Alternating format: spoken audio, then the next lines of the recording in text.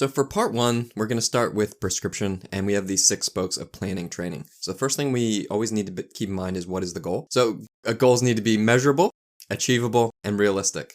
Okay, so keep that in mind throughout the season, the block, the week, the day, all that. So how much time is available? We need to look at the goal event and plan backwards. So that's one way that we can assess the time available. But then we also need to look at how much time is available each day.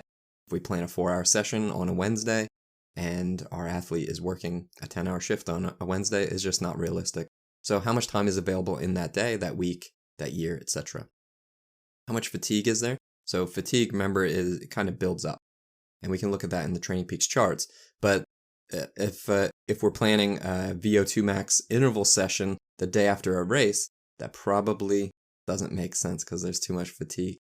So does this workout progress? Step 4, is there progression? In training builds off of each other. So yeah, you could just back it up with a little rest, and that is progression. But then if we're planning, if as the athlete gets fitter, we need to increase the training intensity because their threshold or whatever marker we're using is going to raise. So we always need to be making sure that intensity increases alongside that.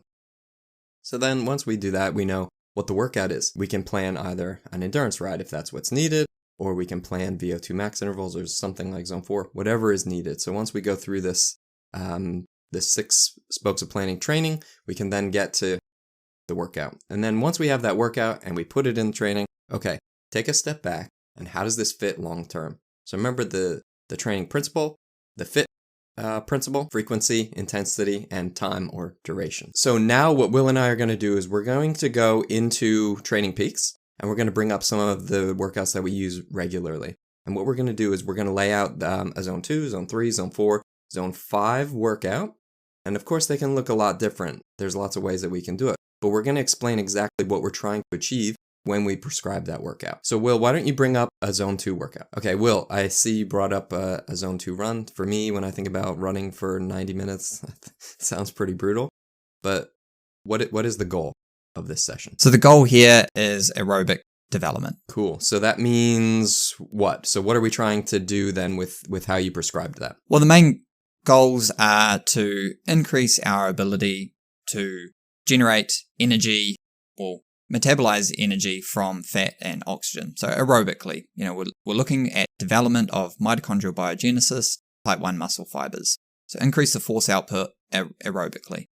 So this is what would be, your bread and butter of endurance training. I see you gave a nice range of the zones. So are you looking at zone 1 to zone 2 for an aerobic run? Yep.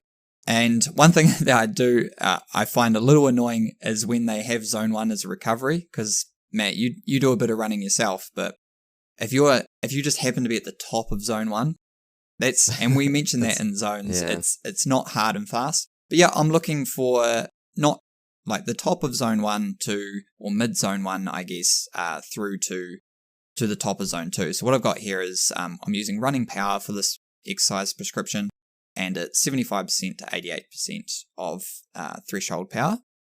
And so that's a nice range that's going to allow an athlete to, especially one that's on trail here, I've put a little note, can be done on road or trail. If you're going up or downhill, the last thing you want is your device beeping at you to say, that's not good enough. And you also want to present a good range to show that, you don't have to be at the very, very top of zone 2 for it to be a zone 2 effective workout. Cool. So you picked 75 to 90 minutes.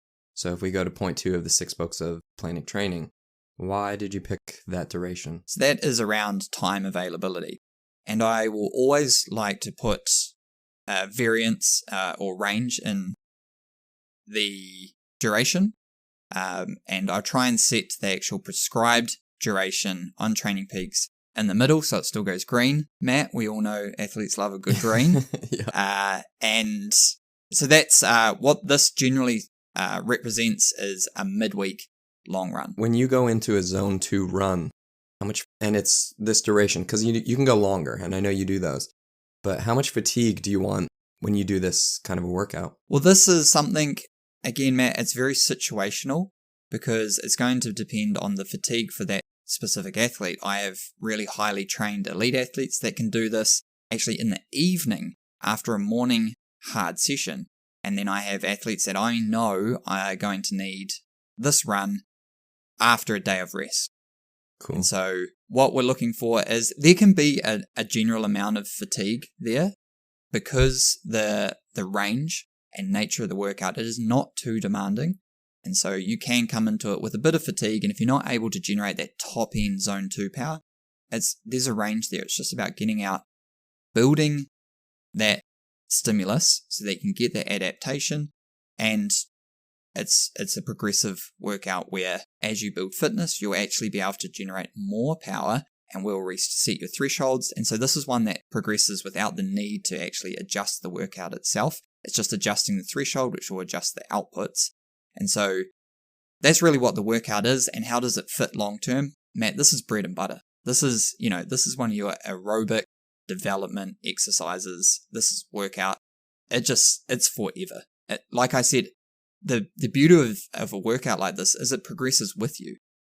The fitter you get, or the fitter an athlete gets, the higher their threshold, the higher the output, and the faster paces or higher power outputs they'll be able to run at, in this case, at